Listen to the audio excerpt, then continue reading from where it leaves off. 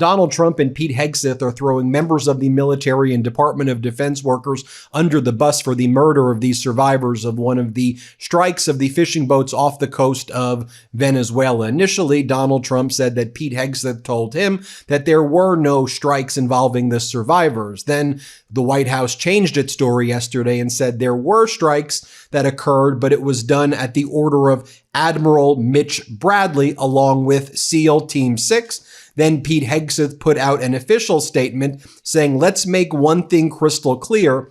Admiral Mitch Bradley is an American hero, a true professional, and has my 100% support. I stand by him and the combat decisions he has made on the September 2nd mission and all others since. America is fortunate to have such men protecting us. When this Department of War says we have the back of our warriors, we mean it. And you see him throwing Admiral Mitch Bradley under the bus right there. It's no wonder why the former four-star admiral who was in charge of Southern Command, Admiral Alvin Hoseley, abruptly resigned from his position in October. There were war crimes being committed, and four-star Admiral Hoseley, now retired four-star Admiral Hoseley, saw that the admirals were going to be blamed for these war crimes, and we're seeing Mitch Bradley get blamed for it as well.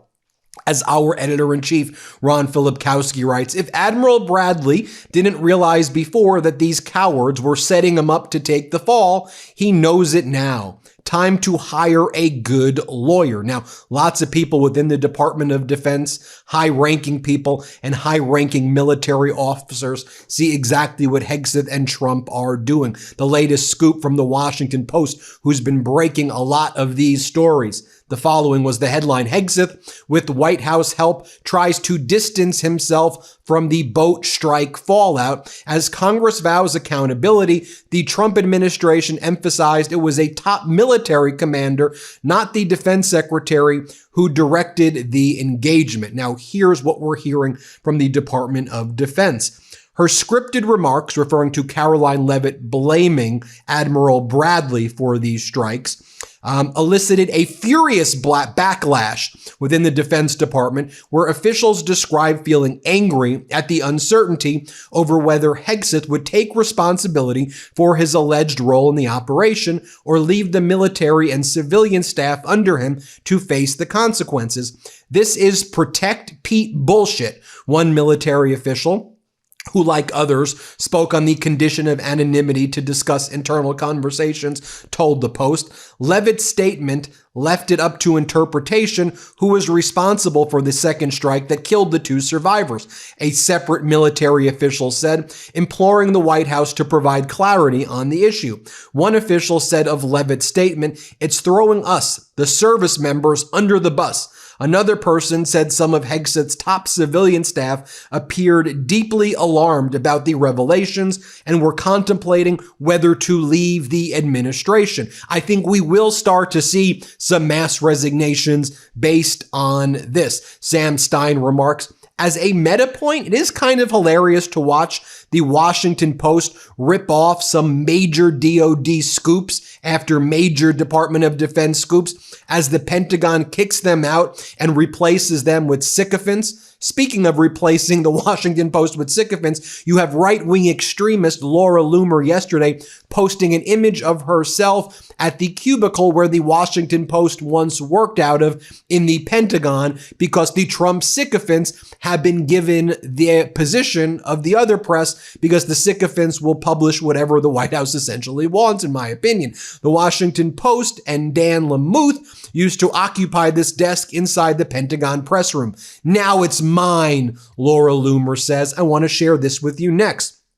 Four-star General Barry McCaffrey, now retired four-star general, describes what's taking place as just completely out of control. Here's what four-star General Barry McCaffrey, now retired four-star general, has to say. Play this clip. Well, 100% for sure, there is a record of who said what when. We have to assume there will be an investigation, hopefully in the Senate Armed Services Committee, Senator Roger Wicker and Jack Reed, to get at the bottom of this. But look, the bottom line is the alleged incident of killing the last two survivors was quite clearly an illegal order, quite clearly a war crime if it occurred the way we're being told. That admiral who accepted the verbal order from Secretary Hegseth will also be held responsible for passing it on. So they've got to get to the bottom of this. We simply can't have the equivalent of a Nazi submarine in World War II machine gunning the survivors of a torpedoed ship. That's the equivalent statement. But Katie, the big problem is, where is Congress, Article 1, use of force? What are we trying to achieve in Venezuela? It's clearly not a counter-drug operation. There's 15,000 of the most sophisticated troops and naval vessels and aircraft and the U.S. inventory down there, entirely unsuited for anything except destroying an enemy armed force. So Congress must get involved. This is completely out of control. Now, let me show you further how the White House was throwing the military and other senior leadership and SEAL Team 6 under the bus. During the press conference yesterday, Caroline Leavitt was asked by a reporter, what law do you think was followed by the admiral who engaged in the strike, Admiral Bradley, who you're blaming? What law was there? Here, play this clip. Jackie. Thank you, Caroline. Following up on Gabe's question, you said that the follow-up strike was lawful. What law is it that allows no survivors? The strike conducted on September 2nd was conducted in self-defense to protect Americans in vital United States interests. The strike was conducted in international waters and in accordance with the law of armed conflict.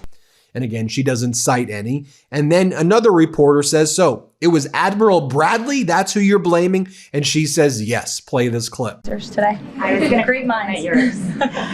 Thank you, Caroline. Sure. So just to be clear, to clarify on Jackie and Gabe, did Admiral Bradley order that second strike because there were still survivors after the initial strike? Again, as I read for you, Admiral Bradley worked well within his authority and the law. He directed the engagement to ensure the boat was destroyed and the threat of narco-terrorists to the United States was completely eliminated. So was the initial order from Secretary Hegseth, everyone be killed, and did that come from President Trump? I saw that quoted in a Washington Post story. I would reject that the Secretary of War ever said that. However, the president has made it quite clear that if narco-terrorists, again, are trafficking illegal drugs towards the United States, he has the authority to kill them. And that's what this administration is doing.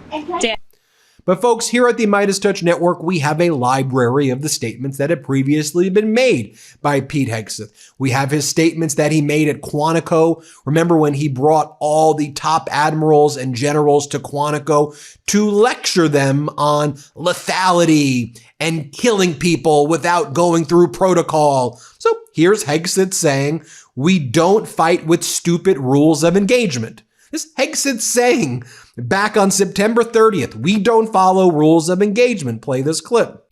We fight to win. We unleash overwhelming and punishing violence on the enemy. We also don't fight with stupid rules of engagement. We untie the hands of our warfighters to intimidate, demoralize, hunt, and kill the enemies of our country. No more politically correct and overbearing rules of engagement. Just common sense, maximum lethality, and authority for warfighters. That's all I ever wanted as a platoon leader. And it's all my E6 squad leaders ever wanted, back to that E6 rule. We let our leaders fight their formations, and then we have their back. It's very simple, yet incredibly powerful. Now, here's a clip of Pete Hegseth in 2016, back when he was a news host and running poorly nonprofits for veterans that he got pushed out of because he was such a horrible leader and engaged in misconduct. He said that carpet bombing and blowing up civilian homes he sees as fine. Here, play this clip. And so what I do take issue with is the way people characterize Ted Cruz and Donald Trump's, whether it's carpet bombing or the willingness to handcuff the enemy, is their focus is on doing whatever it takes to destroy the Islamic State, not we want to find a way to kill civilians. So carpet bombing is not target civilians. Carpet bombing is if we know where the headquarters of ISIS is in Raqqa, then we're going to bomb it, even if there happen to be some homes nearby. Or when we're looking at the fuel trucks leaving to head to Turkey to sell on the black market, we're not going to bomb them with leaflets because we think the drivers are civilian casualties. We're going to bomb the oil trucks. So I think it's a difference of disposition for sure. So we've got some positive breaking news on the climate front, and you're going to want to hear this. It's a reminder of why it's so important that we all stay vigilant. So scientists with the EU's Copernicus monitoring service report that the Antarctic ozone this year was the smallest and shortest lived since 2019. So it maxed out at about 21 million square kilometers in September. That's far smaller than last year's, and then it closed early. They're calling it a reassuring sign that the ozone layer is steadily recovering thanks to the global ban on ozone-depleting chemicals put in place by the 1987 Montreal Protocol. This is a concrete example of what happens when the world actually works together. You start seeing real progress, real healing, real results. NASA even ranked this year's hole as the 5th smallest since 1992. Scientists say that the recovery is on track, even if we still have a very long way to go. But here's the flip side, and it's why we cannot take our foot off the gas. While the planet is showing signs of recovery, the Trump administration is working overtime to reverse this progress. Trump has declared a war on clean energy, forcing clean energy plants to shut down across the country. That means lost jobs, higher energy bills, and a deliberate shift back to dirty, polluting fuels. The US did not even send a delegation to this year's COP30 summit, so the world is moving on and embracing the clean energy revolution without the United States. The path to solving both the climate crisis and affordability problems is the same: embracing clean energy, investing in green technology, and keeping the pressure on leaders who want to drag us backwards. This ozone milestone is a reminder of what humanity can achieve when we act together, so let's stay engaged, stay informed, and keep pushing for a cleaner, safer, and more affordable future. Remember to tell me what you think about this report, the climate, energy, whatever is on your mind in the comments below. I look forward to hearing your thoughts. Okay, Ben, back to you. And here's another clip of Pete Hegseth while he was selling his book, where all these ideas about not following rules of engagement are referenced. The War of Warriors. Here's what he has to say as well to this interviewer. Here, play this clip. You've got to do it along all three levels. I mean, tactically, first of all, you have to untie the hands of warfighters, get the lawyers off the front lines or off the backs of guys. There's always going to be Army lawyers. I get it. But they need to be defending our troops more than trying to prosecute them and creating all these complicated laws that say, even in a civilian environment, in a complex neighborhood, if you kill one civilian, you're the bad guy. You can't fight and win a war that way. Operationally, you need to have battalions of brigades where these lieutenant colonels and colonels are totally invested in having the backs of their guys and know exactly what they're doing. Now, what's interesting too is the spokesperson for the Department of Defense, Sean Parnell, did not change the story that he was spewing over the weekend, right? In the weekend, to the Washington Post, he said that the entire narrative by the Washington Post that there was a second strike on these survivors, that this was a false narrative, is what Parnell referred to it as.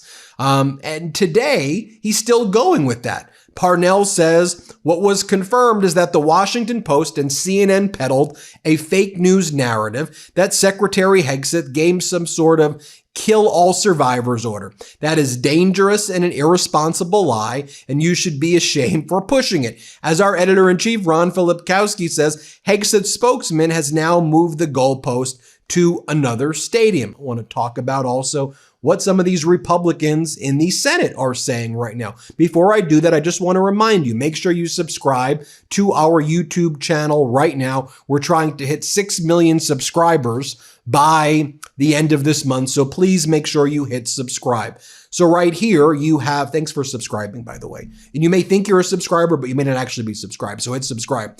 Here you have Republican Senator Roger Wicker, and he's the chair of the Senate Armed Services Committee. And here's what he has to say. Here, play this clip. I've spoken to the Secretary of Defense, and we'll be speaking to the admiral that was in charge of the operation. The Secretary did indicate, which has now been in the news media, that there was a second attack. Were there survivors who were killed in that second attack? I don't have that information. Do you worry that? But I do think we'll get that information, and we're certainly going to have available to us all of the audio and all of the video. Chairman Wicker did not directly answer when Manu asked him whether or not he thought the second strike on those survivors was a war crime. But you see, Pete and Donald, we here at the MeidasTouch Network went back through our vault of video clips, and we recalled that Pete Hegseth gave an interview with state regime media, which calls itself Fox, the day after the September 2nd shooting where those survivors of the boat strike were killed. And here's what Pete Hegseth said, and we're about to play the clip. Before I play it, though, just a reminder, make sure you hit subscribe to this YouTube channel if you like fact-based reporting where we bring receipts. Let's play the clip of Hegseth. So the president is sending a message to other cartels, right? A very clear one. I can tell you that was definitely not artificial intelligence. I watched it live. We knew exactly who was in that boat. We knew exactly what they were doing, and we knew exactly who they represented. And that was Tren de Aragua, a narco-terrorist organization designated by the United States, trying to poison our country with illicit drugs. Now, going back to retired four-star General Barry McCaffrey right here, this is what he says as well. Let's play this clip. If they are striking a drug boat and the strike does not kill everybody, which, you know, it's a lethal strike, so surprising it would not kill everybody, but it does not kill everybody, why is it then crossing a line to continue on with a second strike? Well, look, if it was a ground combat situation, it'd be far more complicated. And there is no requirement for imminent threat in these close combat situations. For example, we strike retreating enemy forces, or we strike their logistics far behind the line. But in the case of a naval engagement, even if you assume that there is an appropriate legal mechanism citing these people as terrorist states and therefore allowing the armed forces instead of the Coast Guard and the DEA to deal with them, even if you buy that, once at sea, they're helpless, they're assumed to be no threat. They have submitted, then it's quite directly in the DOD manual that you can't go on to kill them, which makes sense. And why wouldn't a helicopter have gone in and picked them up and had them as prisoners and interrogated them as a follow-on? So I think what has happened is the armed forces figured this out, and they're no longer accepting this kind of directive from the Secretary of Defense, who should be investigated. And if he did give a verbal order to that effect, I would suggest the Senate should take him out of office. And notably, you see how some of the propaganda media is trying to cover for Donald Trump to get in the good graces of MAGA, but how disturbing it sounds. Like here is MAGA propagandist Megyn Kelly. She says that she wants to see the people not just get killed, the survivors. She says she wants to see them suffer and have them be torn limb by limb in front of her. And she wants to watch them bleed out, she says. What a disgusting thing to say. Here, play this clip. So I really do kind of not only want to see them killed in the water, whether they're on the boat or in the water, but I'd really like to see them suffer. I would like Trump and Hegseth to make it last a long time so that they lose a limb and bleed out a little. Like, I'm really having a difficult time ginning up sympathy for these guys who 10 seconds earlier almost got taken out by the initial bomb, but because they managed to get ejected, you know, a little too soon, had to be taken out in the water. I realize legally it may make a difference, but truly, Mark, this is a tough case to really gin up the sympathies of the American people. Yeah. And here's what MAGA Republican Congress member Van Orden has to say. Let's play this clip. They have Trump derangement syndrome. They have Trump derangement syndrome on their brain, and they just can't get rid of it. So no matter what Donald Trump says, they're going to take an opposite position. Donald Trump could tell these people that oxygen's good for you. Within a half an hour, there'd be 500,000 people in the country walking around with plastic bags over their head. It's absolutely silly. And let's directly address this war crimes garbage. And let me give you a different example. If you're on the battlefield and you shoot a javelin missile at a tank, and the tank is not completely destroyed, you shoot another one.